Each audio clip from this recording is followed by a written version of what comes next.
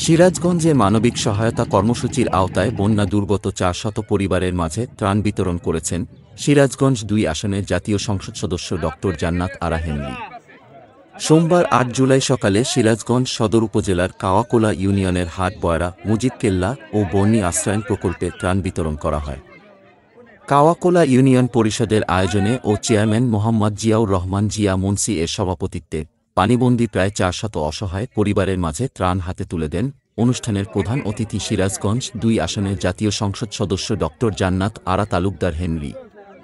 এ সময় উপস্থিত ছিলেন সদর উপজেলা নির্বাহী অফিসার মনোয়ার হোসেন, সিরাজগঞ্জ সদর উপজেলা পরিষদের চেয়ারম্যান আলহাজ মোহাম্মদ রিয়াজ উদ্দিন, সিরাজগঞ্জ সদর উপজেলা পরিষদের ভাইস চেয়ারম্যান জামাত আলী মুন্সি, মহিলা ভাইস চেয়ারম্যান নূরে ফাতিমা রিনা, সদর উপজেলা আওয়ামী লীগের সভাপতি অ্যাডভোকেট আব্দুল হাকিম, সাধারণ সম্পাদক নুরুল ইসলাম সজল, পৌর আওয়ামী লীগের সভাপতি।